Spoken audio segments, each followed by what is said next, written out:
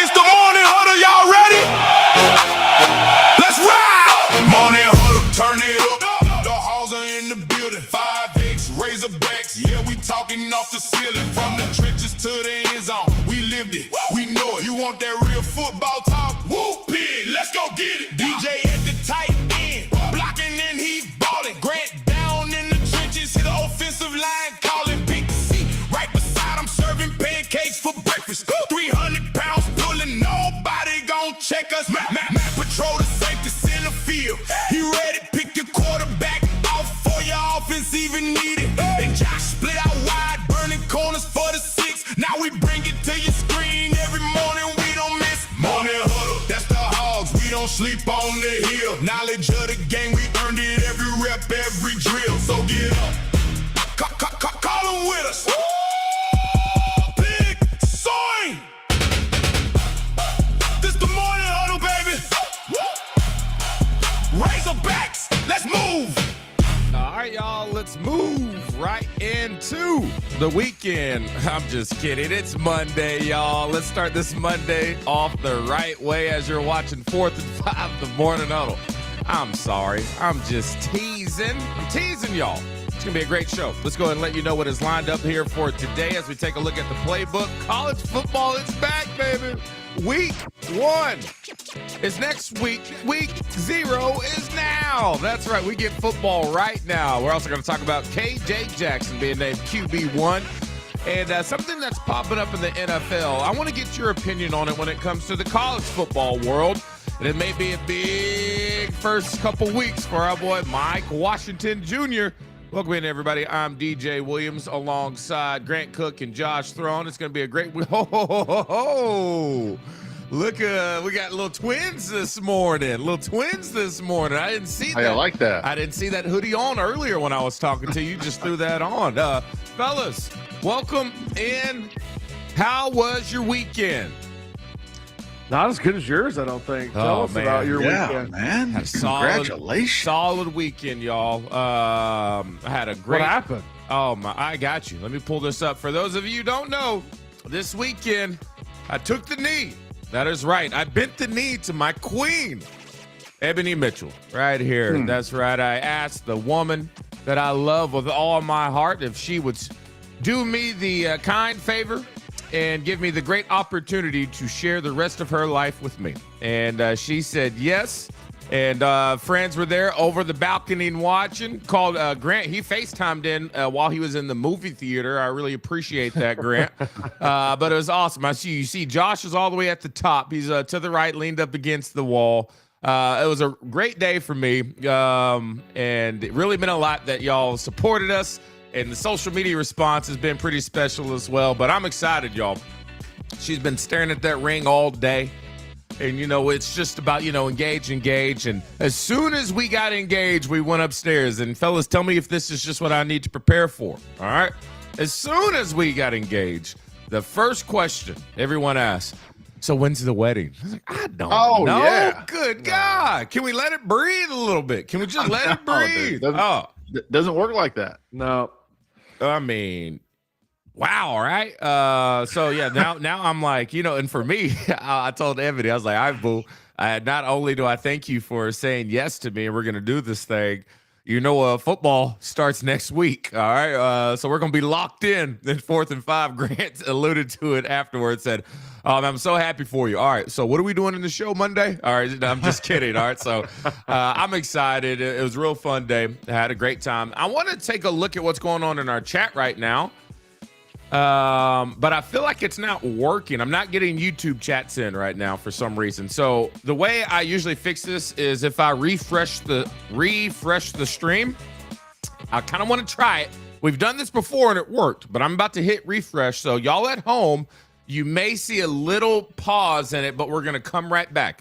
By little, you maybe not even notice. Okay. So I'm going to hit refresh because I really want to read these comments. Okay.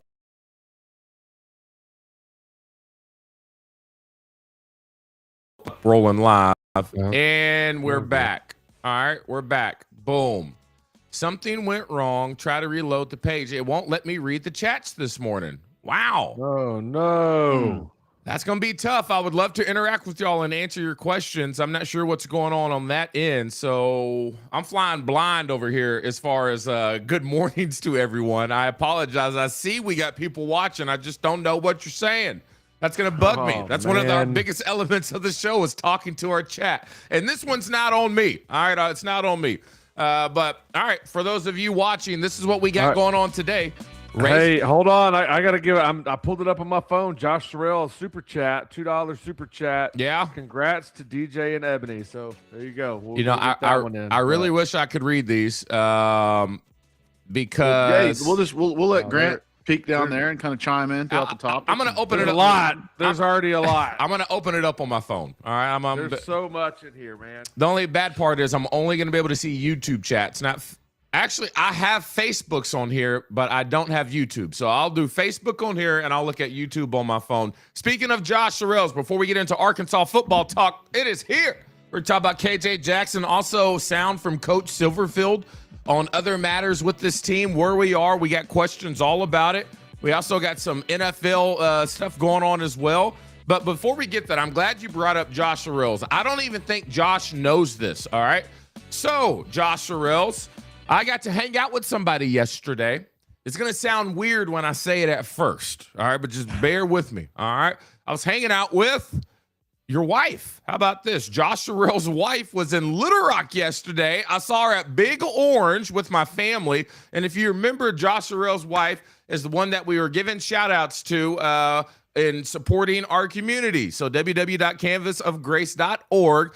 But we're sitting at Big Orange with my family, and my sister says, that's Josh Sorrell's wife. I was like, no way. So I get up, and Josh Sorrells is the family that made the TikTok video that is in our open, all right? And so I thought that was really special. I told her not to say anything, Josh. So this should be a surprise to you that your wife is on our screen right now, okay? So big shout out to the Sorrells family, as always. Thought that was really cool, and thank you for keeping the secret if you did. All right, y'all, let's get into it. We like to start off our week each and every week. If you're watching 4th and 5 for the first time, and I'm assuming you are because we got, I think, the highest viewers we've ever had just right now. This is how it works. So we give good mornings to everyone. However, I can't see a lot of them right now. But we also give away a lot of merch to people who are first in the chat. I'll have to circle back around on that. Also with this, I'm going to have to do a giveaway probably tomorrow. My weekend got a little bit busy, and I was lacking my preparation for today's show. because I'm excited. I'm about to get married. According to most people, they think it should be about 4 months from now. There's no way that'll happen, but we'll cross that bridge later. But also, we like to critique ourselves. So what we do here on 4th and 5, we give a lot of critiques when it comes to football teams, players, and we also want to put up that mirror and look in the mirror ourselves. And the best way to do that is have a third party tell you where you went wrong. All right, so each and every Monday, we start with critiquing our show from last week and our official report card. All right, so report card sent in by Professor Walter, and fellas, we're rocking and rolling this week. Wasn't bad at all. All right, so here we go. Report card from Professor Walther on our performance. And as we go and pull this up full, we got a B+, fellas, B+. And a lot of it really wasn't our fault. All right, so since we started our new open, I sometimes switch over the intro a little too soon so you don't hear the full woo pig. You know, when he says woo. Professor Walther really hates that, and he thinks it's unprofessional. All right, so that is the only critique all week. That is it. Trademarked, though? It's all week. No, it's not even the trademark stuff. It's just our specific open. I apologize. I'll make sure I take care of that. He also got on to me saying that I did play on an NFL field at the Sugar Bowl and in Dallas Cowboys Stadium, in which I argued our feet were technically not on the same turf that the NFL players play on. All right, that was my argument. Anyway, we wrapped it up. That's the report card. Did fairly well. Let's get to our question of the day. I want to know right now, everybody, when it comes to who are the most who are the top 5 most important players for the Razorbacks this season? I had a lot of comments on this one, and they're kind of all over the place, fellas. But if y'all were to answer this, I think it's easy. Now, KJ Jackson. I would say gotta have a big year from Quincy Rhodes. Who are the other 3? Top 5. Kamori House. Okay. Oh, I was going to go Braylon Russell. Braylon Russell? Mm-hmm. I think Chris Marshall. Yeah, Chris Marshall. Bradley Shaw. And I would say depends on, well, I'll say Caden Kittler, but I actually probably think it's more like Kavion Broussard or someone like that, but someone from the offensive line, you got to have step up and lead. I was reading the comments, and kind of like y'all, they're all over the place. Somebody said all 5 of the offensive linemen. You have to spread that out a bit. Now I'm going to say obviously KJ, but we'll see how that goes. You know what I mean? Yeah. He knows somebody's right on his tail. They're going to push each other. We're going to hear from Coach Silverfield and his decision of why he picked KJ here in just a second. But yeah. I'm trying to catch up on all these comments right now. I got them pulled up. Thanks for watching, everybody. And I see Ron Scoop was first in the chat. Nope, I can't see it. They're going up. So I don't know. Yeah, it's kind of hard to gauge who are the top 5 most important Razorbacks this year. So in the chat, let us know. We'll pull those up later, maybe tomorrow, if I can figure out why I can't see YouTube on here. All right, y'all, let's get into it in case you missed it. It's going to be a fun show here today as football is officially back. We got games this week, fellas. Games this week. I can't believe it. Oh, all right, let's hop into it. And we usually start this off with giving a shout out to our sponsor, Parlay on 8. As you remember, we got our draft. That'll be this Sunday. I can't wait to hang out with everybody this Sunday in Northwest Arkansas. And it's still not too late to sign up for the draft. We got a few spots available. So if you got some friends, y'all want to come up to Northwest Arkansas in Bentonville, hang out with the 4th and 5 crew, and be a part of our fantasy football draft and be a part of our league all season long, all you have to do is go to our website, 4th5ar.com. Links are all over our social media page. Just sign up. It's so quick and easy. $35. We're going to feed you. We're going to get you a drink, and you get to hang out with the crew, have some fun games, giveaways, and you have a chance to win $3,500. You can still sign up. So come on up to Northwest Arkansas, Bentonville at Parlay on 8th. That'll be this Sunday, 1 o'clock. Can't wait to hang out with a lot of y'all. Week 0 is back, baby. Let's take a look at these games. Out of these week 0 games, fellas, I want to ask, which one are y'all looking forward to the most as college football gets geared up and ready to go? North Carolina and TCU, they're going to Dublin. They're going to play in the week 0 game this week. You also have North Carolina State and Virginia, Jackson State, North Dakota, Hawaii, Stanford, New Mexico State, and Florida State. That should be interesting. And I like this one. What do y'all think about this one? Memphis at UNLV.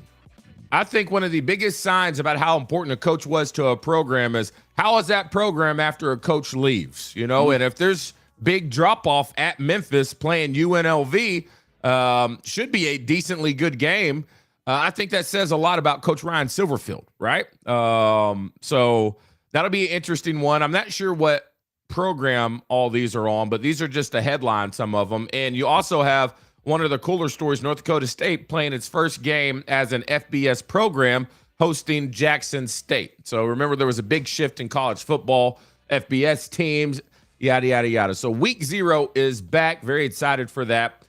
Speaking of backups, Mike Washington Jr., y'all, has a great opportunity to do something special. Now, this is just the name of the game in the NFL.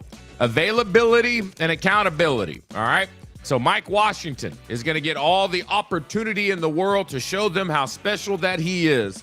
Ashton Jeanty, the back number 1 for the Las Vegas Raiders, down with an ankle injury. I read this morning, it's not as bad as they thought it was, but he will be out for a little bit, but it's not going to be one of those 8-week long-term injuries. They had a sigh of relief as I read it when they heard that news. However, obviously going to shut him down, let him get healthy before he gets back on the football field. So this will be huge for Mike Washington Jr. And I don't want to put our stuff out there, all right? And in our fantasy football draft, Mike Washington, just like he was in the draft this year, could be a big steal for some people. So just a little bit more valuable, didn't he? Oh, he's very, very valuable. Already having highlights here in the NFL preseason, week 1, week 2, doing really well. We're going to keep up with Mike Washington, but just a great human being, unbelievable athlete. I thought was the steal of the draft. I thought he's going to be a second-round draft pick. I was shocked he dropped as far as he did. So Los Angeles, their GMs did a good job watching tape and making sure they get him on the field. All right, here we go. Chat, y'all ready for this? We got one more just in case you missed it before we start talking Razorback football. And college football and the NFL, man, the relationship's going to be a little weird moving forward, y'all.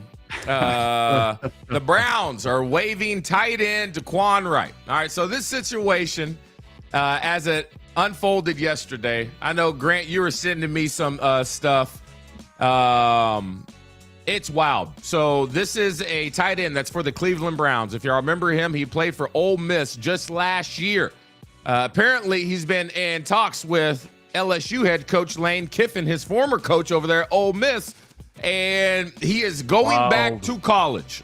Now, how this happened is what's really going to throw you off. So we've heard about all this, and he is the first players that we know of that actually legit should be on an NFL roster. All right. So we're gonna hear a soundbite from the coach. Right. This is gonna be from the coach. I think I put this in here. I know I put this in here. Where is it at? Come on, Williams. The coach from Cleveland. He had some words to say about this whole situation.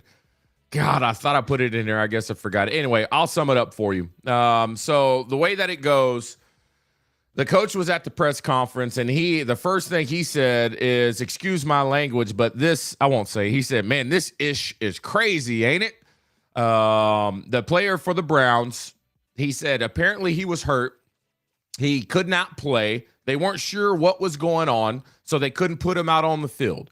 And he ended up dressing for a preseason game when they found out that he entered his name into the college football transfer portal. This guy's suited up on the sideline in the NFL right after that, or right before that, he put his name into the portal. It's crazy. There's a video of him catching routes in warm-ups. Insane, right? Doesn't play that game because he missed all of the practice because he was allegedly hurt. So he was still dressed out. And the coach, Todd Monken for the Cleveland Browns, he went on to say, I did think it was odd that Lane Kiffin called me the other day. But, he was busy. He says, if I would have known all this was going on, I probably should have called him back.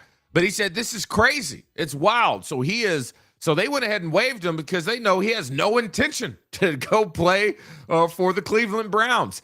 So the way that it worked, when you get cut, you have to clear waivers. And what that means is as soon as you get cut, a team can pick you up and then you go play for them. Obviously, teams are aware of what's going on. Why would we pick up this guy if he's trying to go back to college? And apparently Lane Kiffin has been orchestrating this for some time now, and he is headed back. So here we are, man. It's pretty wild. College football. This was probably the biggest example we've seen yet of a guy who for sure would make a NFL roster deciding to forego that to go back to college and play one more year. Thoughts on this one? Well, I mean, I was going to say, do you think some of these reputations for these guys are getting ruined and that teams are like, for lack of a better phrase, pissed? But then I remembered that if you're a good football player, they won't care and they will come back next year and re-sign you. They don't care about that. This kind of reminds me of the scenario we saw with was it the WNBA earlier this spring that had a scenario like this where the girl, maybe she was foreign, but she went to a college here. She left. She was pro. It was kind of a mix-up. She got drafted. She was a professional. She played got drafted. For the New York Liberty, or something like that, and now went back to college. But I think back then we were talking about does a team keep the rights to? I don't know. I don't know how that works. Or do you go back through the draft again? I mean, there's a lot of stuff here that you're going to have to unpack as far as how do you regulate that? But how do you regulate any of this? None of it's regulated anymore. It feels like, there's a lot here. Not just, that's funny. He went to the NFL. Now he's going back to college. There's a lot more under the surface, I feel like. Go ahead. Well, what's confusing me right now is what I was reading is that the Colorado court case that created this open eligibility thing for all these guys to come back for their fifth year. They pressed that ruling in the 10th Circuit Court. It's now been put back into place that the NCAA eligibility rules are in effect now. So I don't know if somebody's going to challenge that again, but it's almost reversing their previous ruling with Judge Sweeney or whatever her name was, I think, who said that these guys get that fifth year. So now it's like, wait, they just reversed it. They put a stay on that judgment. So we're kind of in a limbo here. But what's happening is that LSU has court or Louisiana has courts that are saying, well, no, that fifth year is still in play for these guys. So it's almost like a state to state thing. However, obviously this is evolving really, really fast. So we're going to have to do a little bit of research on this to figure out, is Caleb Wooden still allowed to play since Colorado has just put a stay on that judgment? I don't know. We'll figure it out. Hopefully we'll have that for everybody tomorrow morning. That affects right here at home. Yeah. Absolutely. It's a mess. And I'm sure this is the last thing a college coach needs to be worried about. I saw on YouTube 325 said Dan Lanning had a really good take on it. I saw that this morning where he doesn't think it's right. These players go off at this time of the year. Most rosters are full. You got a guy that's been working all camp, all spring, building this thing called culture, trust with the players, teammates, buying in. And a lot of these guys are going to get booted to make room for these guys that are coming back from the NFL. He just says, I don't think it's right. And so I guess we'll keep an eye on Oregon to see if they get any players. I doubt they will with a statement like that, but yeah, it's a mess. It's interesting.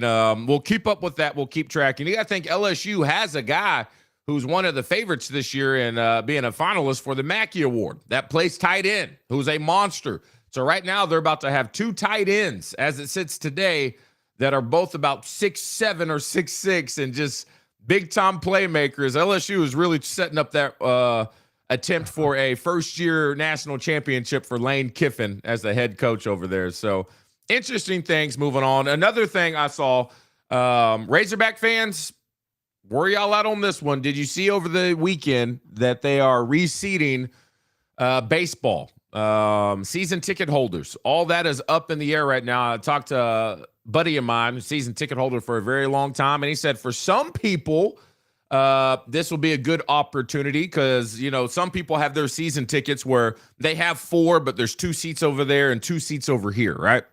Now they can essentially get those together. And you can maybe get away from, the companies that buy the season tickets and they don't send people to the game. So you have empty seats. However, the people that have been holding it down for the longest of time, probably going to lose their seats. And then they switched it up about how you can get it. Because, you would sign up for, a $10,000 donation. And then you can get people like kind of with you and get your seats that way. I think that number has went up significantly. If you would still like to do it that way, somewhere between a $20,000 donation. And like I said, we just gave Dave Van Horn that pay raise. And I'm pretty sure Coach Van Horn says, I need more money for the program so I can get these players. This is how it works in this world of revenue share. But I know some Razorback fans, I'm assuming the majority of them were just like, are you serious? Are we really doing this? But it is what it is. That's just how the cookie crumbles. I just was curious. Did y'all hear about the reseating for the baseball? Nope. I did not hear about that. I hope with the basketball though. I hope that they look at utilization.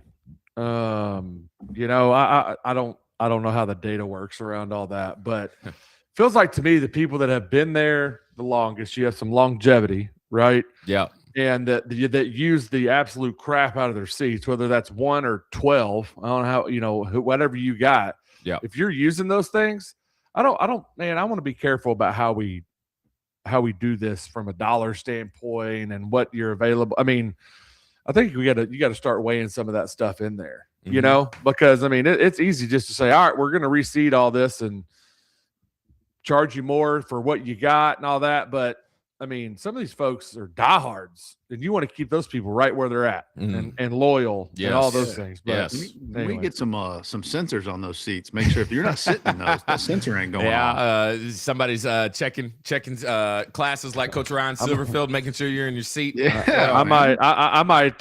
They may want me to come sit in their seats because I'll be like 3 people. All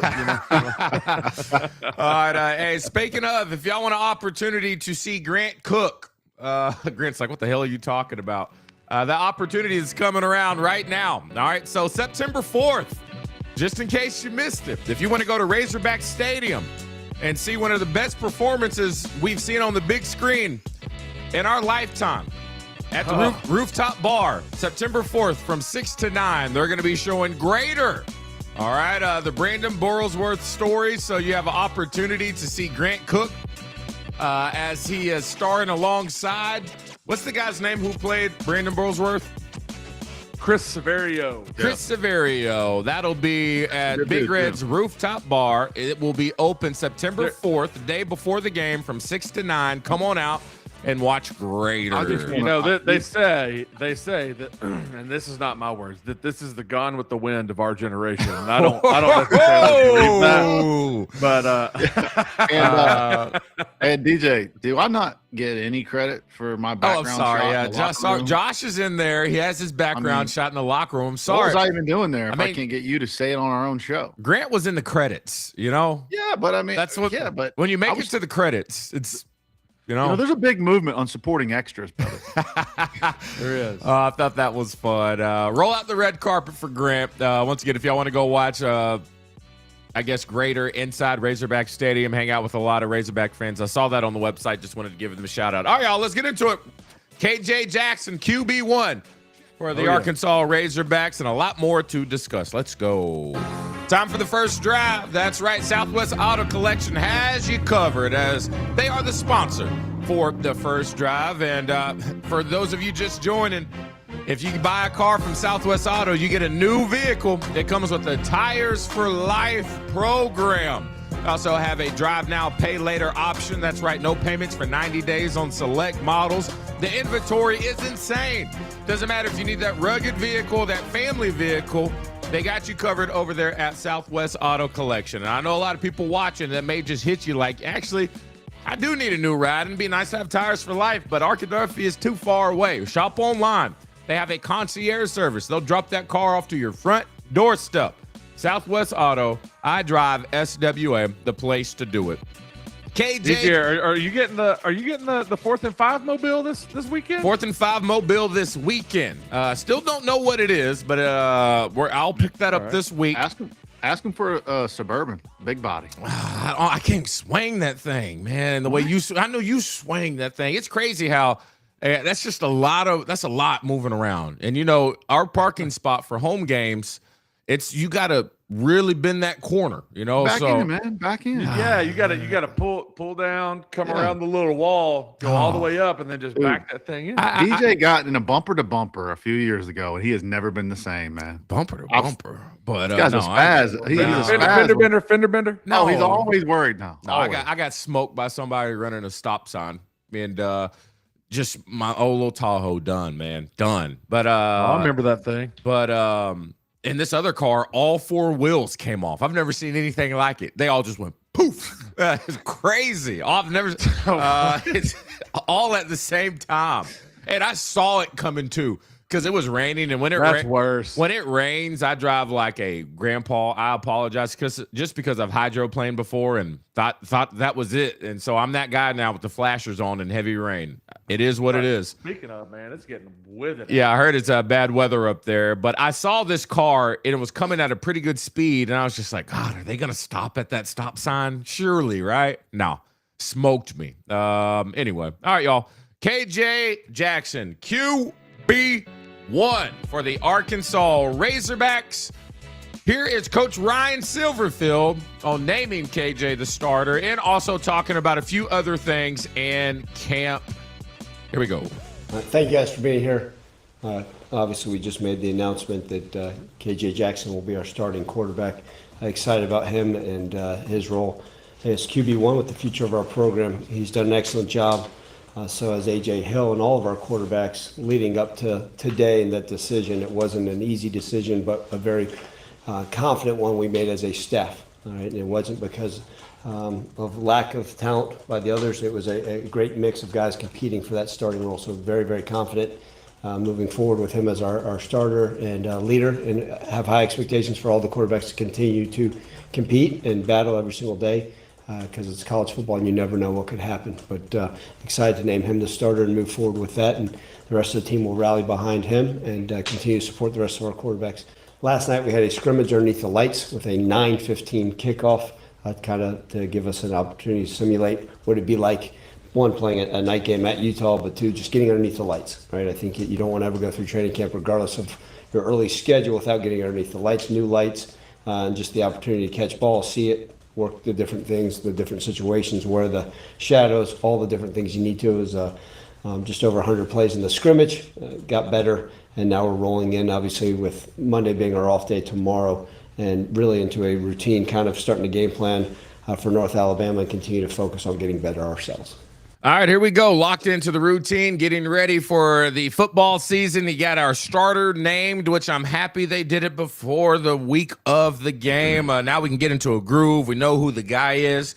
And I will say, I saw some stuff on social media about the press conference. I saw that. I follow Whole Hog Sports. I follow everybody. And so Whole Hog Sports, thanks for the press conference.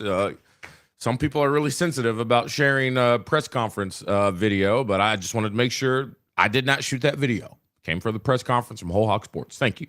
Anyway, let's get into KJ Jackson being named the starter. If you go on to listen to the rest of that press conference, it was the offensive coordinator, Tim Cramsey, who told the news to the guys and let them both know. At that time, Coach Ryan Silverfield had not talked to them about the starting role. It was the coordinator's decision, pulled the trigger. Let's go. Said the conversation was good between the two of them. Then AJ and KJ had a conversation amongst themselves, and it was still, hey, we both are going to contribute to this team. I like that. Now, in any competition, I don't care at what level you are and how much you like the other guy, I would assume, I don't want to speak for him, but I would assume AJ was probably a little pissed, and he's like, you got a decision to make, AJ. Be pissed and in your feelings, or be ready when your name is called. And the thing about college football, you're always going to get an opportunity. Hell, you're going to get one week one better get one week one. Because I'll say this. If you don't get that opportunity week one because of Arkansas being up so far ahead, and it's another reason, hell, you may be starter week 2. I mean, that's just college football. All right. So you always have to be ready. But when it came down to how this quarterback competition has worked out, AJ said that it was more of the situational football that he believed Coach Tim Cramsey kind of let them know that that's what gave him the edge. What were you like in 4th and 1? Time running down on the clock, play clock's running low, motion in the secondary. You have these situational football where you have to think instantly and make a decision and make sure you get your team into the right play, or at least not in a bad play. And I think it seemed like, based off what I heard, that's where KJ was starting to create some separation, enough for them to go ahead and say, this is our guy moving forward. So, like I said, without us watching practice, once again, media availability is still at the beginning and stuff, but the bulk of it we don't see.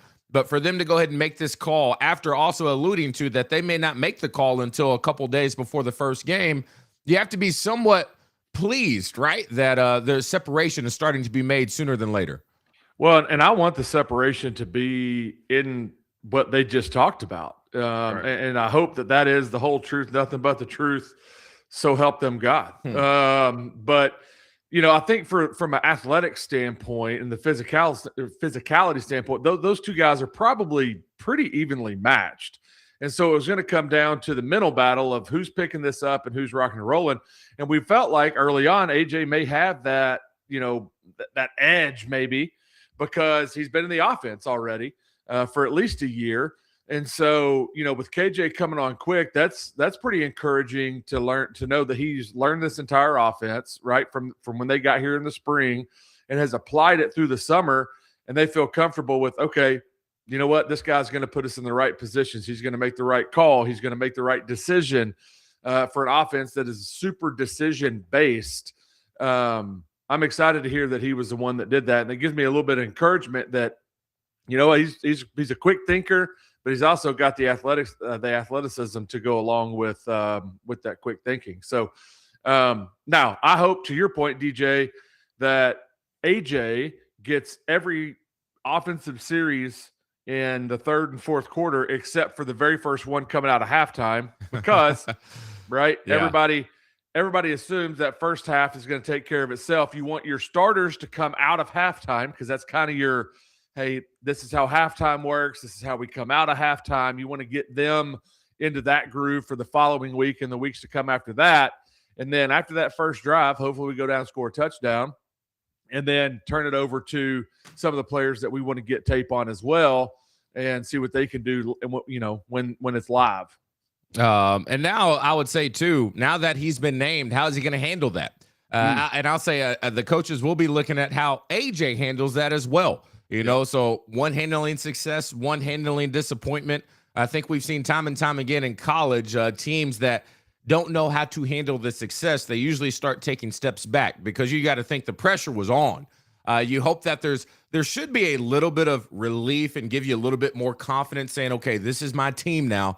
Let's lock this in. Also, you need it from the other players. We saw a press conference from the receivers coach, Josh, not too long ago, when the coach was saying, and we know the elephant in the room, who's the guy going to be? Building chemistry with the quarterback, and a left-handed quarterback or right-handed quarterback. As a pass catcher, I'm telling you, it's different. The ball comes out different. And so I would like to take every advantage as possible as taking reps with the guy that's going to be throwing it to me in the game. And so this will allow them now in practice, Josh, to stop going back and forth between ones and twos, who's running with the ones, who's running with the twos, and having your guys start building chemistry of knowing exactly what it's going to feel like when that ball is released out of that hand, that right hand, or that left hand now, from KJ Jackson. Really, really good with helping building chemistry in the receiver room. Yeah, we were talking about that all season. That's kind of the thing that we've gone back and forth about during spring and over the summer and even in the camp here, is that what the benefit is of knowing who your starter is. So I do like the fact that we're not waiting until game one, or the week before game one to hear who the starter is going to be, because this does allow for him to get those consistent first string reps and build up that chemistry. But quick shout out here, because we got to talk about this KJ Jackson kid is doing something that nobody does in college football anymore. And he's rode the long ride with Arkansas and only Arkansas. He had all these opportunities to transfer. I mean, think about Arkansas since he's been here. We've been all over the place, right? He came out, I think he was recruited by Enos, stayed through the Petrino stuff, stayed through end of a season, I think, when we didn't know who our offensive coordinator was going to be. Mm-hmm. And then to get here, sit under Taylor Green, stay again with this whole change. I mean, there are not a lot of kids who have that type of loyalty and dedication to the university and to the hog on their helmet. I mean, let's just be real. Yeah. So that's awesome for him. And we love to see that this is happening for a guy like that too. But now that this decision is made and they're going to be focusing on chemistry, I like to have this, set in stone. He's our guy. But now really the question mark for me is, what's this offensive line going to look like? And we're not going to be able to really know that, as Grant has told us before, until the defense is really live and you're playing an opponent and you can see what kind of offensive line you have, because he's still a first-year quarterback. Yeah, we're still going to need to give him short down and distance on third down so that we can make sure that we're not putting him in situations like Taylon Green was a lot of the time. We're going to need a dominant run game to take some of that pressure off of him. And if we can do that in this situational football play out of him that got him the starting job it holds true, then short down and distance, great offensive line, good running game, we might have us a nice little game manager. And if he continues to flourish, he might surprise us and be something legitimate. Yeah, I'm looking at some comments right now. Somebody said, KJ, just ain't about that transfer life, as you alluded to, that loyalty thing. You have to like that as a fan. Yeah. Also, I want to say this too. They asked him, who's the first person you told that when you were named starter? And he called his parents. He called his mom and dad. I thought that was really special because 3 years ago when we were down in Missouri, I was down there with Ebony. We were watching the game, and his parents were there at a restaurant. And they came up, said they watched the show, loved the breakdowns. And they said, hey, keep an eye on our son. I know he's not getting a lot of playing time right now, but he wants to be here and he works hard. And so that was 3 years in the making. And so you have to love a guy that stuck it out, didn't run when he had the opportunity to, probably could have went somewhere. You got a guy who wants to be here, just as you alluded to. So I think that's special. Got to like that. So I don't see why you don't root for KJ Jackson. Let's lock this thing in. Let's move forward. That, as always, I hope we don't get in a situation where we're going back and forth with who the quarterback is going to be. However, I hope he thinks that and he understands somebody's going to be pushing me the whole way through. All right, I got more sound from Coach Ryan Silverfield. So outside of the quarterback position, other things are starting to take shape for the Arkansas Razorbacks. And so let's go ahead and talk about a few of those as things are starting to get real. All right, it's warming up. It's heating up there in Northwest Arkansas, fellas.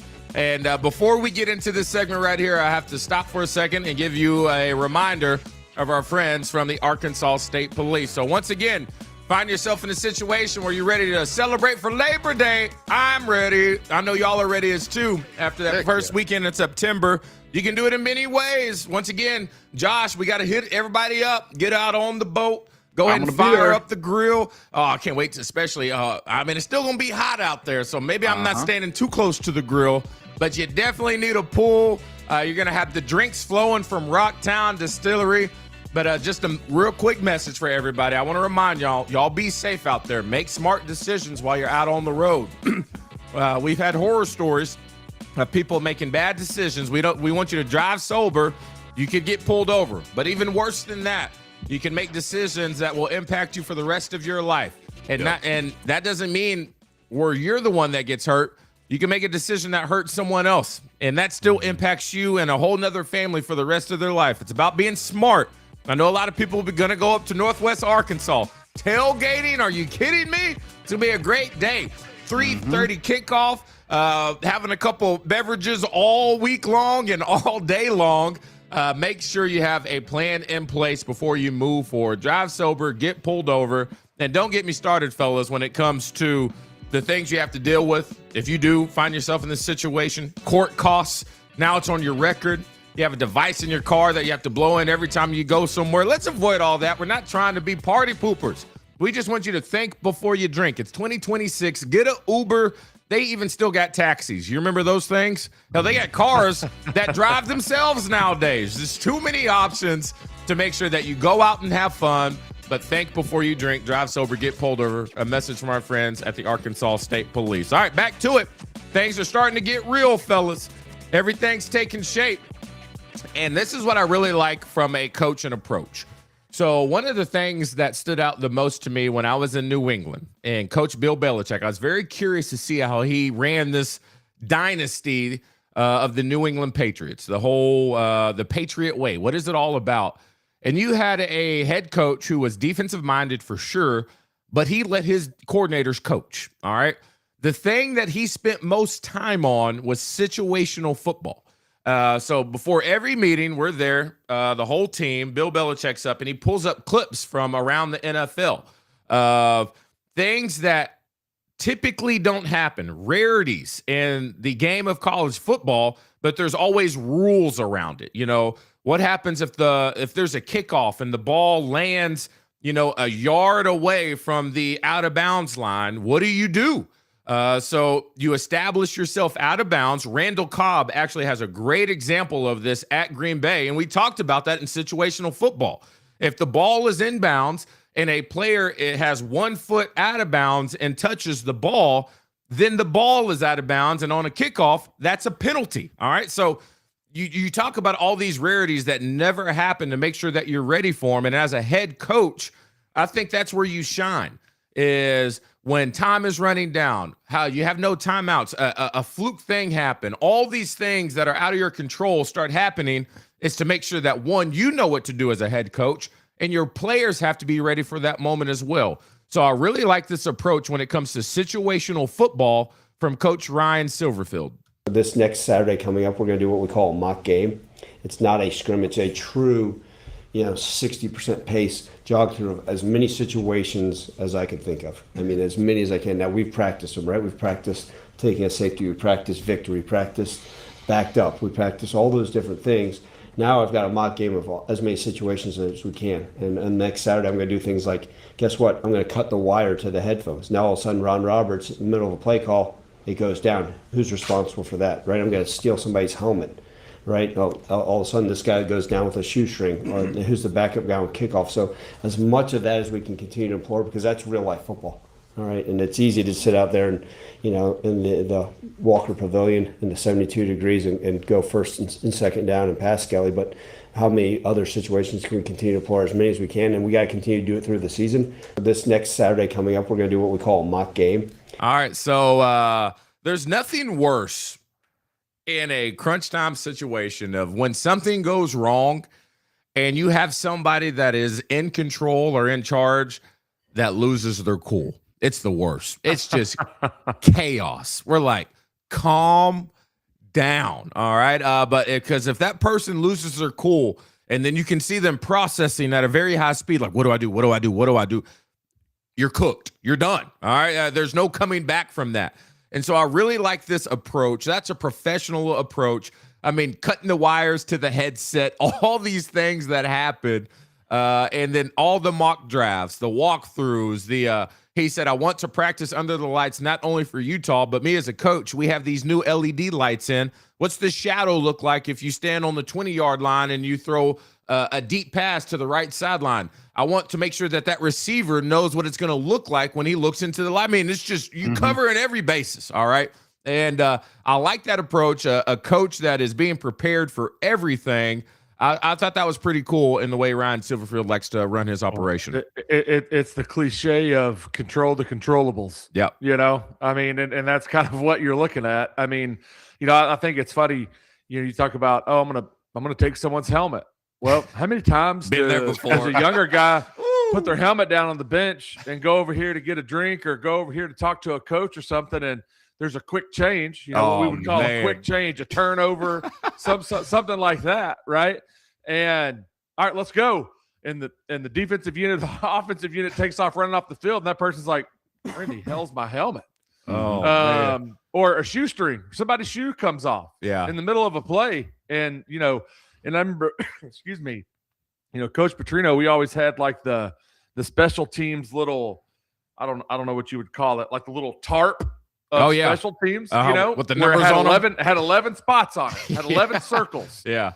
And everybody was always, if you knew, then you had to be paying attention. And I think that's the thing that they're preaching right now is like, you got to know where we are in this game.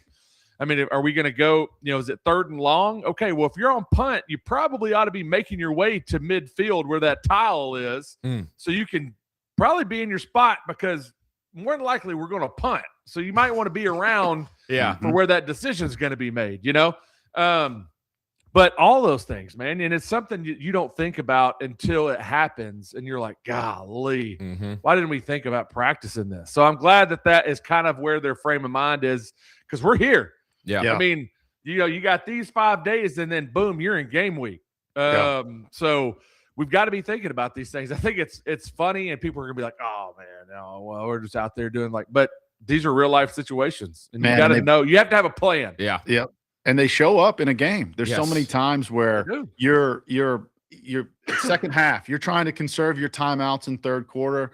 You've got to be able to get in your punt team. You've got to be able to go for a field goal quickly. But if you're not well organized and streamlined at all times, you got everybody paying attention at all times. I guess the only way that you prepare for those situations is doing them in practice, because how else will you be prepared if you're not keeping your team ready at all times? So these are those little things that you'd be surprised, a lot of coaches do not do.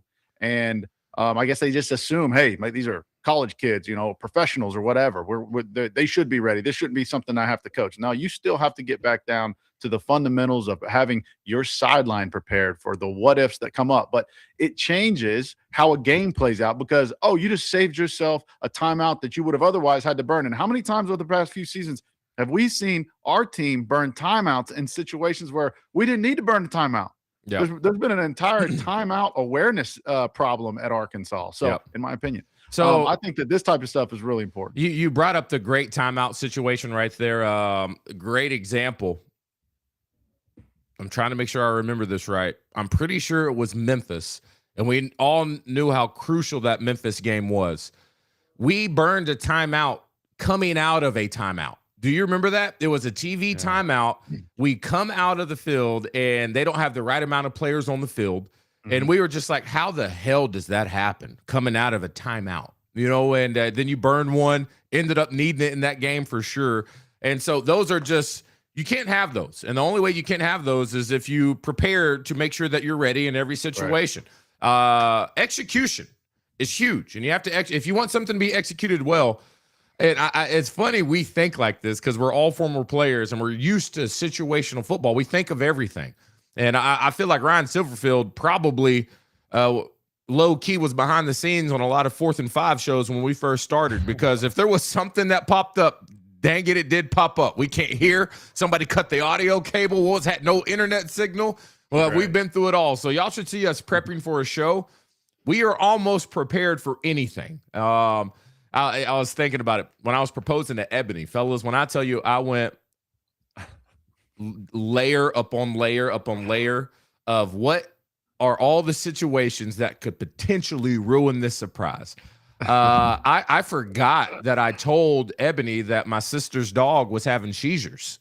All right. I completely forgot. And she was just like, is December okay? I was like, who? She was like, your sister's dog was having I was trying to make sure that Vanessa had an excuse to be in town. So I lied about her dog being sick. I lied to a whole bunch of people. Yeah. I lied to all of her friends saying that Ebony was going to be honored for an award from Soiree magazine. So all these people are showing up to this place. And as I propose, they're upstairs saying, is she still going to get that award? I was prepared for every situation that could potentially ruin that surprise. And the execution was flawless, fellas. All right. So that's why football's life. Hey, it's life there. Yeah, it's life right. You got to be prepared. Get you ready for it. All right, here we go. Another approach with the team starting to take shape. They were asking about the jack position. Who's a guy that we've been talking about at the jack position, I would say, from the start? It would be... Ooh, too early in the morning, brother. Charlie Collins. All right. So, however, there's another guy on the team that's as Coach Ryan Silverfield is going to make Charlie Collins decide to get on board with what he told him he needs to get on board with or not. So I really like this approach of Coach Ryan Silverfield, challenging his players, not just between them, but publicly as well, of saying, hey, all that Mr. I'm your friend stuff, it's all cool, but let's get to business. This is how this works. Here's Coach Ryan Silverfield on making sure players understand he means what he says. Jack, speaking of starting position, Jack, is that a position where you might start somebody different every game? Yeah, listen, Steven Souls has done a really nice job there. He has kind of almost separated himself probably as a starter there. But then you got to look at different things. We talked about this last week, right? Like if we're playing a team that lines up in 13 personnel, all right, and they say, hey, we're going to sit there and line up and run the ball, try to run the ball at you every play. A guy like Charlie Collins, who I love and has done some really good things, until Charlie Collins put that weight on, and I've challenged him, and I'm doing so right now publicly, it's going to be hard for him to hold up versus a team that's going to line up with 340-pound offensive tackles over him every play. Jack. So what I'm hearing is Coach Ryan Silverfield, a guy that's been here from the start. The spot was his to lose. It's just like, oh, you thought that was a suggestion when I said you need to put on more weight. Like, I say put on more weight, or we're going to find somebody who's going to do what we ask them of and get out there and make plays. And he's challenged him to do so. And I think that's going to be the situation for every position on the football field. Of Coach Ryan Silverfield believes in what he knows it takes to get the job done, and I need you to do this. If you don't, I will find someone who will. And so we got Sack'em Souls out there. He's another guy, though, that needs to, be available and, essential in the run game of contributing as far as size is concerned. He alluded to that the previous week. But I really like his approach of saying, I can be your friend, but at the end of the day, we got to get the job done as a football team, challenging Charlie Collins, because I think he knows what we see in Charlie Collins. Like, dude, if he put on 10, 15, we don't just want him to do that because we think it looks cool. We know how much it will help him perform on the football field, and we see it. We see it. He would be a monster because he's athletic, he's explosive. But you've seen guys like this, Grant and Josh, that they say, I just feel better at this weight, and that they move better, but it's hurting them in other areas. He just needs to trust the coach and go ahead and put that food down, right? Do we have an update? What is he weighing right now? Not enough. 35, maybe. 35. Yeah, not enough. I mean, he's a good what? 6. He's tall. I would say he's 6'4", right? 6'4", 6'5". 6'4", 6'5". A two tight end set over there against him. DJ, back when you were what, 251? You handling that at 235? So if I saw a defensive end, and maybe I'm biased because I'm about to brag about myself, I could if I saw somebody like Charlie Collins, me being a smaller tight end, I felt like I held my own. I didn't dominate against the bigger guys. But if I saw Charlie Collins, I was like, oh, my day is going to be nice, because technique-wise, I got it. And so if you want to go technique for technique, we'll figure it out. Your only advantage is if you're just too big for me, right? And so I would love to play against right now the size of a Charlie Collins, just because I can match the speed back when I was actually playing it in shape. What did you play at? I mean, I remember the combine, you were 250, Yeah, I played around 241, and that was enough for me to still wiggle and waggle and move around and hold my own in the backfield. But, yeah, especially when you have a tackle helping you out as well. I mean, I remember we were playing South Carolina. We break the line, and I'm on the left side with DeMarcus Love, and South Carolina had this skinny defensive end out, and he just subbed in. And I remember D Love being like, "Oh, yeah, bro, we finna eat this dude alive, bro." and D Love told him, "It's coming right at you, big dog." And it did, and he couldn't do anything about it, just sheer size. And so, but that's gonna be the mentality at every position, right? So, Coach Silverfield, I really like his approach to everything right now. But it is right now. We all know this. We can be excited. We can be optimistic. But at the end of the day, you got to perform on Saturdays. We still don't know what that looks like. I don't care how many press conferences we listen to or clips we see from practice. It all has to work when you get out on the field. But we think the preparation is moving in the right direction. Bring up next topic real quick, and I want to know what fans think about this. And so now that the quarterback is named, I saw a comment from Austin from work a little earlier saying, don't worry about somebody who was alluding to the quarterback battle. And he says, don't worry about it, KJ. The fans will be begging for you to come in by week 2, all right, or by week 3. And that's the thing. When you have a quarterback battle, you can start seeing fans take sides of who they want. And the thing I worry about, it is year 1, and week 1, maybe even week 2 or 3, it may look sloppy, and people are instantly going to say, get KJ in there if it looks that way. And it creates, I would say, a sour taste in the mouth with the fan base. You mean AJ? Get AJ in there. Get AJ in there. And I think it creates a sour taste with the fan base. And so I saw something that's popping up in the NFL right now with the Cleveland Browns. Now, the Cleveland Browns have been a mess, all right? Been a big mess for a long time. Fans are going against their own players. Deshaun Watson, that is, had a press conference, and he talked about the fans booing him in a preseason game.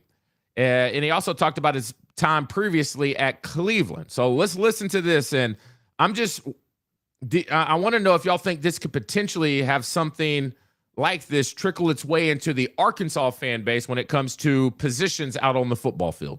Man, I didn't have no reaction. I think the biggest thing is, I think you guys know too, and I think the whole world knows, it has nothing to do about the performance.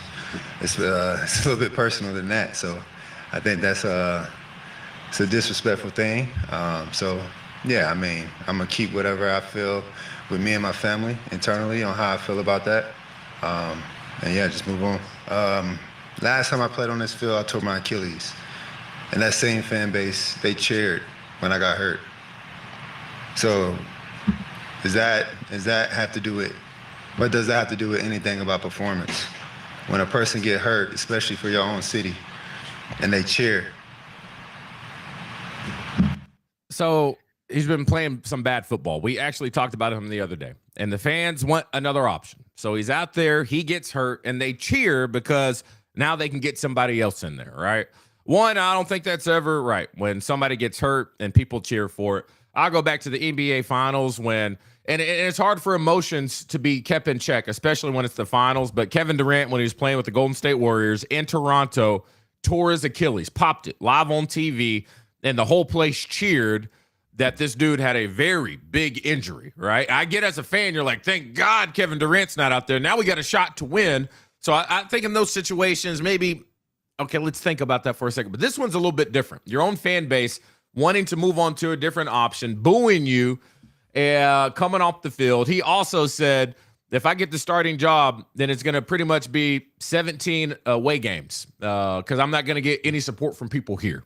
First of all, Deshaun Watson, you could not have said anything worse in a press conference. You are not setting yourself up for success at all. Awful job getting your emotions in check.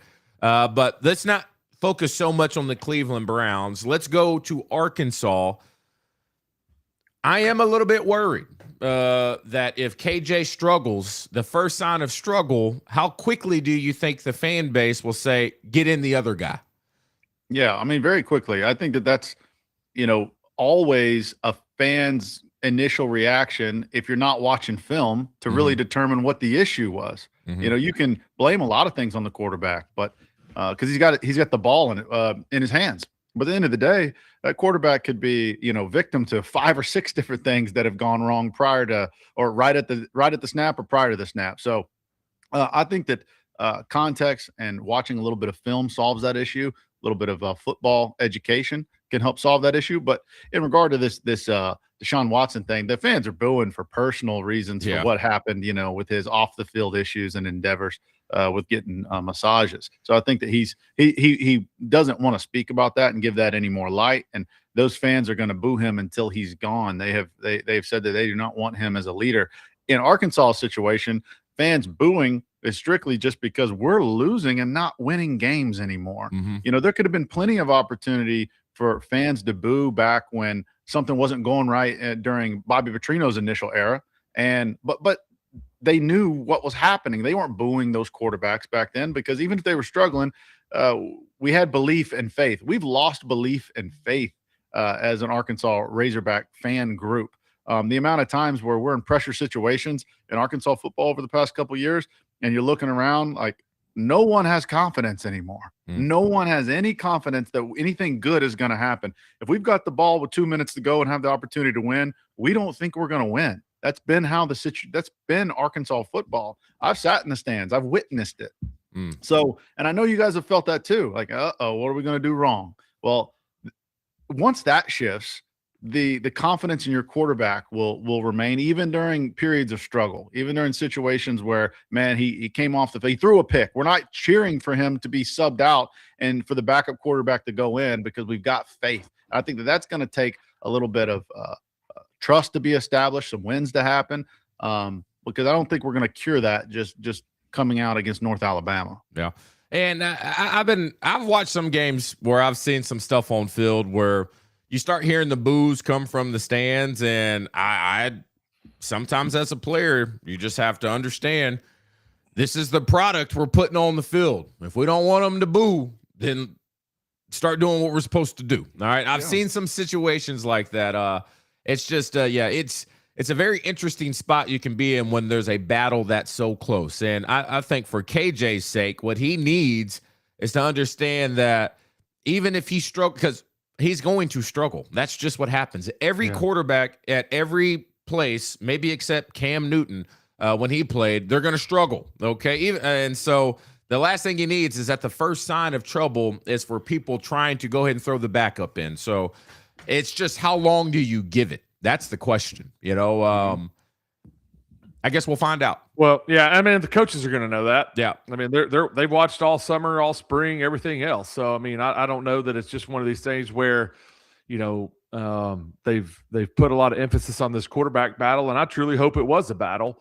But if you see KJ in there sticking it out, that means that AJ may have been a little further behind all along than we thought he was. And so easy for us to say, oh, we'll just put him in because it was super close. So, I mean, let's give him a shot.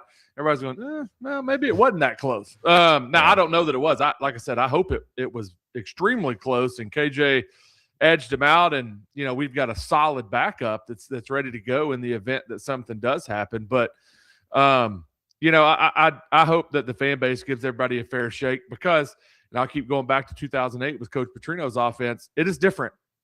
Trying to put an entire offense in over a spring and a summer and come out and have everything click on all cylinders. And so I think KJ can get it done, but we'll see, I guess. And hopefully the boo birds don't come out, but it happens so quick nowadays. I mean, you see it at every level, every team. If there are two quarterbacks, especially at the quarterback position, if there are two serviceable quarterbacks, as soon as one just wavers the smallest bit, you have that contingency of fans. It's like, throw the new guy, throw the other guy in there. Yep. Let's just get him out. Get him out. It'll happen. And I'll tell you this, we hear all the time, how many times have we watched Arkansas football of late? And maybe there's a receiver that's in, or maybe there's an offensive lineman that is, I hate to pick on him.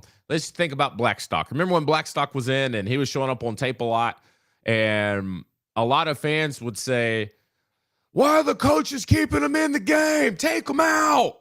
Same thing with a couple DBs. Why is he in the game? Take him out. I don't go down that process of thinking the coach is doing a bad job. I think how bad the second option must be that they have to keep this one on the field. Like you don't think falls off pretty quick after this, boys. So you may want to. Like the coaches know it. It's just like they want to win. Yeah, they want to win. Yeah. They're like, they're not like, hey, you know what? Just run him back out there, guys. Let's see what he's going to do. I think it's going to change this series. I think this is his series. In this situation with AJ and KJ, you have to know KJ was the best because AJ came from Memphis. They brought him over here. Oh, yeah. I go back to what I've been saying this whole time, that this was AJ's job to lose, in my opinion. He was the guy that they brought. He was the top recruit from Memphis that they've gotten like all time. Yep. He was this quarterback that they wanted clearly to come with them to build in their program for the future.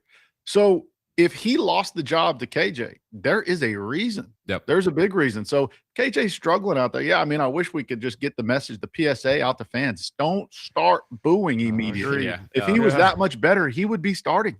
Well, these coaches have spent their entire lives building up to get to coach at this level. Mm-hmm. Their talent evaluation is not that poor. Yeah. Right. Oh, I mean, they know. they're all looking and making a consensus on, okay, yeah, I think this is the guy because of these reasons. And it sounds like to me that this coaching staff isn't not paying attention to the details. We just talked about somebody's shoestring coming untied, and we're going to practice that scenario. Yeah. I think they probably have a criteria that they're basing their quarterback decision off of. 100%. And hey, to be fair here, this is not a knock on AJ's ceiling or capability. He may be a standout quarterback for us. He may just need a little bit more time to sharpen up and develop in his decision making and situational football. All right, y'all ready? Let's line it up. A little competition round. And don't forget, we got a draw for our 4th and 5 merchandise. All right, who's getting a 4th and 5 hoodie at the end of the show? We had to push the Huddle Hopper to today because I forgot my little hopper up in Fayetteville. Speaking of Fayetteville, it was a great trip in Fayetteville. We got a new partner that's coming on here shortly. Next week, that'll be cranked up and rolling. And we might as well say who it is. Bank of Fayetteville is going to be rolling with us at 4th and 5. They do a phenomenal job. First of all, the Bank of Fayetteville up on the square is an exceptional place. It's beautiful there. So we're going to start banking at 4th and 5. So we're very excited about that, but we'll tell you more details. Before we line it up, let's get into who you want to represent you in today's competition round. If you're joining for the first time, we give away a lot of stuff. We're about to do the Blitz. The Blitz are debate topics, okay? And it can be anything from Razorback sports, overall sports, national days, doesn't matter what it is. We like to get your morning started off right, okay? So, but you get to actually get played for. So in the chat right now, a chat that I currently can't see, I might as well pull this up on my YouTube. Who do you want to represent you in today's, okay, Turkey. Who is this? Grant, you're going to be playing for Turkey. Is it Turnkey? Hold on. No, it's. I'm trying to pull this up. It's weird. It's Turkey TLKR. Turkey Tickler? Turkey Tickler. Turkey Tickler. That's pretty. That's wild right there. That's who you're playing for. Turkey Tilker. Turkey. I don't know what that is. Rub it. Some Trouble with the Curve says rub it back, Josh. I'm assuming you meant to say run it back. All right, but I like rub it back. Okay, whatever that means. That's between you and Josh. No judgment over here. All right. So turkey trailer. Turkey talker. Turkey. I don't know what it is. Anyway, turkey talker. Turkey talker. All right, let's get it. That's who we're playing for. Josh Thrill said tickler. I like tickler. Turkey tickler from here on out. All right, Big Z is going to bring it in for the Blitz. Let's go. It's now time for the Blitz, presented by Arkansas, Arkansas. Whether it's sports injury, joint pain, something that just isn't moving like it should, Arkansas, Arkansas has specialists across the state ready to help. With 10 locations and extended orthopedic urgent care hours, you can get expert care winning where you need it. Learn more at arkansas.com. All right, now, let's bring the pressure. It's time for the Blitz. You heard my boy Big Z. You got any elements, go hang out with our friends at Ortho, Arkansas. Once again, let them know that you're with the 4th and 5 family. Those weight lines, bye. They're going to take care of you. Big supporters of 4th and 5. I love how Big Z has started something, y'all. He has started something. He has a lot of people wanting to not go to Ortho, Arkansas. But, Grant, how does he pronounce it? Arthro. Arthro, Arkansas. A lot of people lined up and ready to go. Orthopedic care. That's so fun.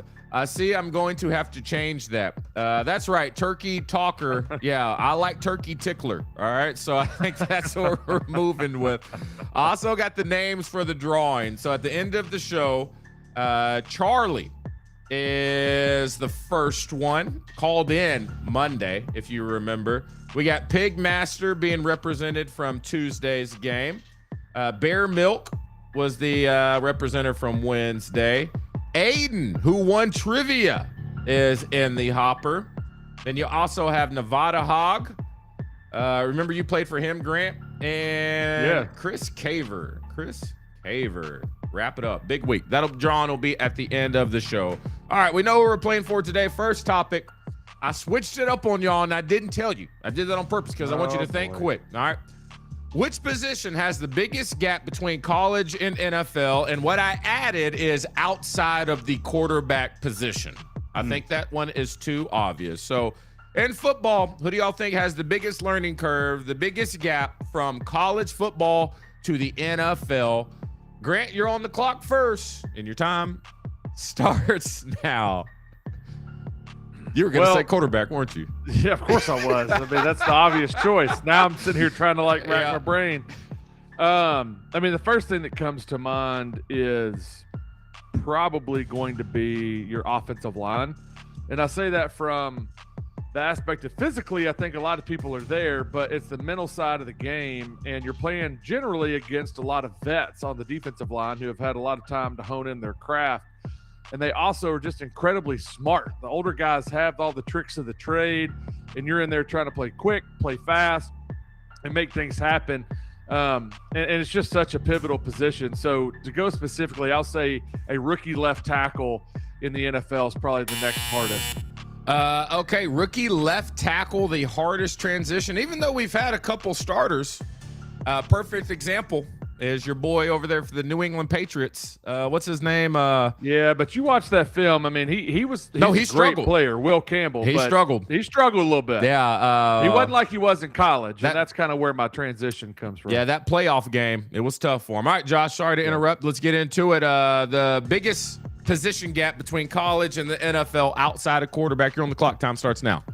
Yeah, got total respect for Grant's answer there, but I'm going to go with corner back. Ooh. I think corners in the NFL face the biggest challenge. You know, when you're in college and you're one of the most athletic corners, you've typically got the upper hand on speed. You're a dominant SEC corner. You know, you're a first-round draft pick.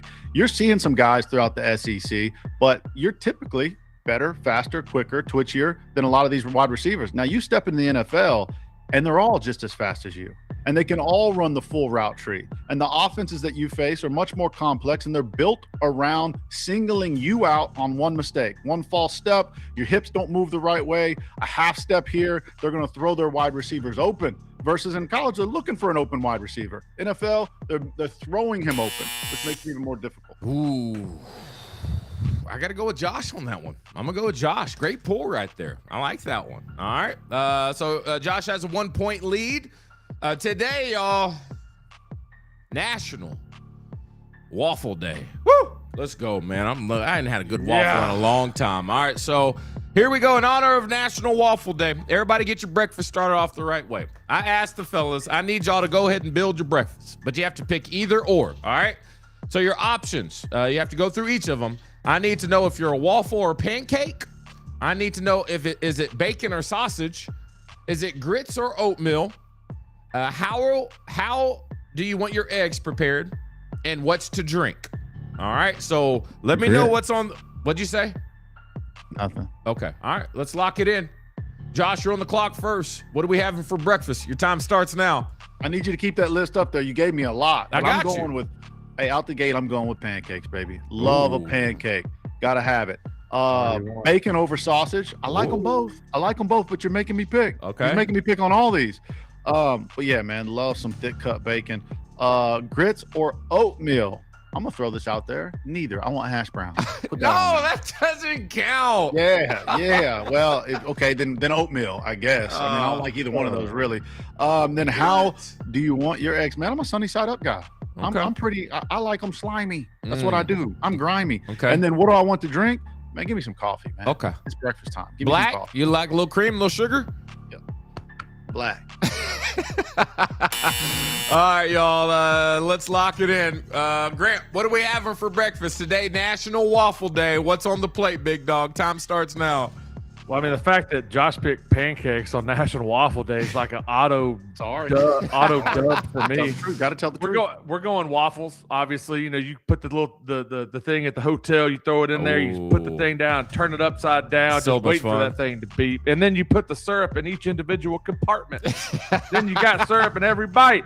I'm going thick cut bacon outside of that. Grits, but you got two options on grits. You can go savory, you can go sweet, throw a little butter, a little bit of sugar in there. Always good. Stir that thing up. I'm actual Southern guy. I don't, pick oatmeal on that one. That's a weird pick.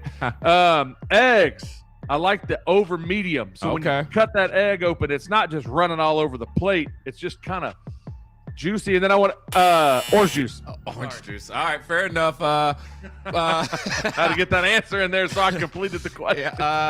Point goes Grant. I'm with you. You don't like oatmeal or grits, Josh? What's wrong with you, man? I don't order that. When it's on the menu and I got sides at breakfast, I want hash browns. Yeah. Yeah. Okay, man. I get down with a hash brown too. I just didn't know what to put a hash brown up against. And got a breakfast You and scattered, ordered the chopped, oatmeal. diced, and chunked?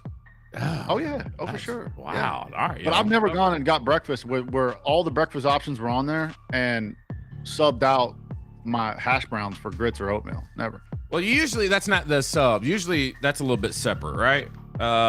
Usually grits or oatmeal could be the meal. All right, here we go.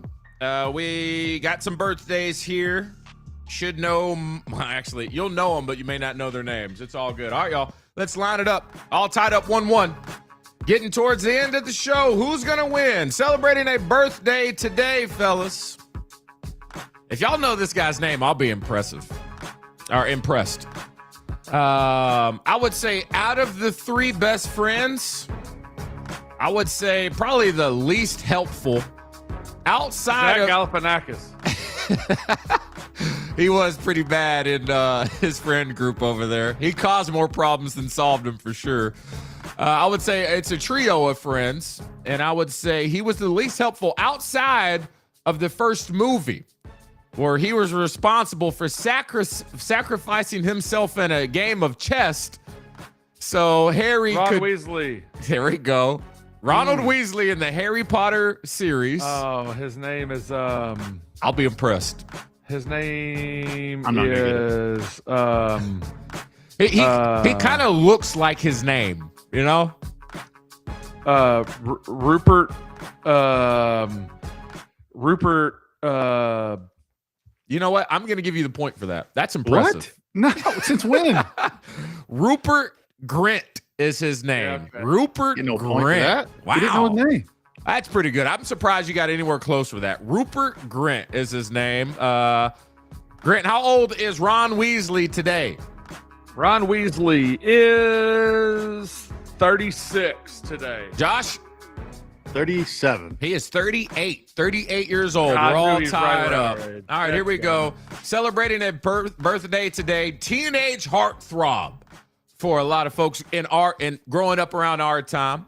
Former fashion model known for his roles in television of Dawson's Creek, but more so in One Tree Hill. Later went on to star Chad Michael Murray. Believe it or not, I didn't watch those shows. No, I know Chad Michael Murray. I didn't watch One Tree Hill, but I do. Actually, I looked that up the other day because I was saying.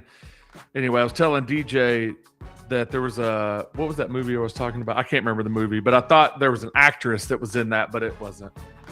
You're talking about Jennifer Gardner. You're talking about Jennifer Gardner. No, Nope. yeah, we were, but then I was talking about the girl from Trouble with the Curve. How I Met Your Mother. Oh, How I Met. Oh, yeah. I like her. Remember that? Dang, Yeah. what was her name again? I Anyway. forgot. All right, Josh, how old is Chad Michael Murray today? He is 43. Grant? 45. He is 45 years old today. Nice job. All right, here we go. Again. Celebrating a birthday today. God, what was the name of that movie? I don't think. Can we deduct the first name point? That's the first time in You want me to do trivia that? history. You know we've what? given You're that. fair. I got to be. Yeah, I can't give you a point for that. Fair. Okay. All right, you better. Back in. All right, back in it. All right, celebrating a birthday today. God, what was the name of the movie where this guy smoked weed? Pineapple Express. No, I mean, that's one of them. Oh, it's going to drive me. Half Baked. Half Baked. Yes. Half Baked. Didn't watch it. He was in Half Baked.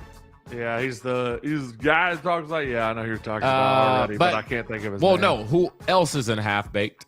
I think it's Half Baked. Dave Chappelle. Dave You Chappelle. get another movie he's in. Dave Chappelle. Sorry. Oh. Celebrating a birthday today. Grant, how old is Dave Chappelle today? 54. Josh. 55. Wrong way. He is 53. Point Grant. Dang. Wrong way. All right, here we go. One off. Celebrating a birthday today. I meant to put a photo of this guy. I don't think you'll know him. I'll try it. He played Professor Moriarty in Sherlock Holmes with Robert Downey Jr. He was a real smart guy who played chess at the end of the game. Big chess guy. He also best known for playing Lane Price in the series Mad Men. He also began starring in HBO's Chernobyl. No idea who this guy is? Oh, Gotta start watching more yes, I TV. do know. I know his face. Yeah. He's the main guy in Chernobyl, huh? Mm-hmm. Jared Harris turning 65 today. Y'all wouldn't have got that. Oh, I one. could have got the. I could Oh, have you got would've the got the age. I know age. his face. All right, here we go. Celebrating a birthday today. I would say one of the more well-known presidents and CEOs of a company in the entertainment industry of all time. His family ended up also running the show, this business. Employees included Jerry Buss. Dwayne "The Rock" Johnson, Stone Cold Steve Austin, Vince McMahon. Vince McMahon celebrating a Nice. birthday today. Did y'all see that clip when he ran into the ring and he tore both of his quads at the same time? No, really? Oh my God. Look up this clip. He runs down the whatever.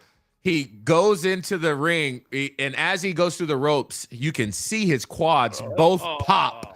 And he's just sitting there and not breaking character. He's still like this.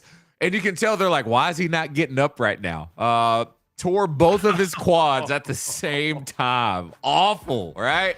Oh, that sounds brutal. How old is Vince McMahon today, Josh? 80. 80. Grant? 77. He's 81. 81. It's out of hand. I'll just do this one for fun. All right, I would say this guy was known as the best NBA shooter of all time until Steph Curry came into the league. Ray Allen. Oh, he's up there too. Infamous. Indiana. Just give it away. Reggie Miller celebrating a birthday today. Grant, or just to make it competitive, Josh, how old is Reggie Miller today? Reggie Miller is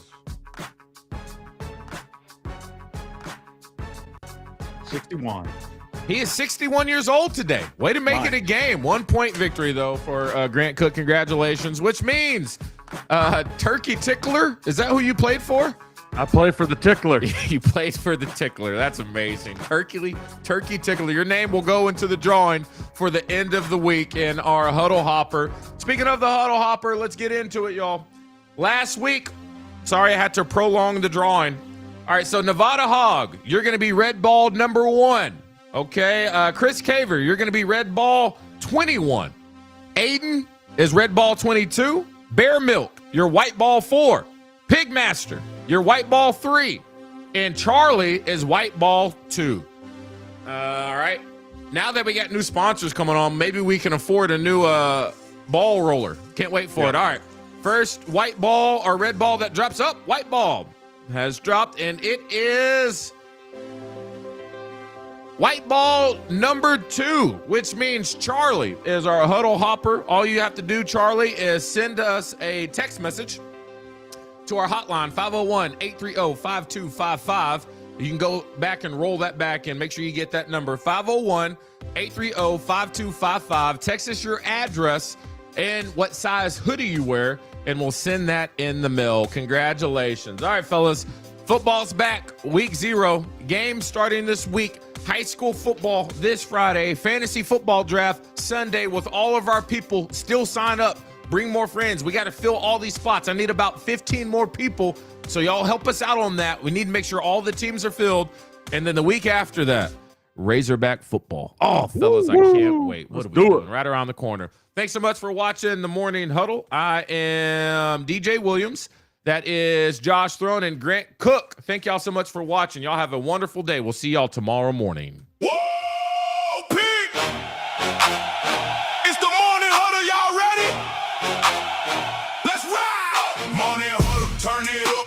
The Hogs are in the building. 5X, Razorbacks, yeah, we talking off the ceiling. From the trenches to the end zone, we lived it, we know it. You want that real football talk? Woo, Pete, let's go get it. DJ at the tight end, blocking and he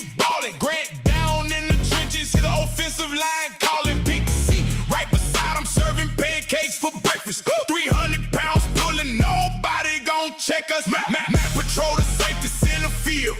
He ready, pick your quarterback off for your offense even needed. And Josh split out wide, burning corners for the 6. Now we bring it to your screen every morning, we don't miss. Morning Huddle, that's the Hogs, we don't sleep on the hill. Knowledge of the game, we earned it every rep, every drill. So get up, call them with us.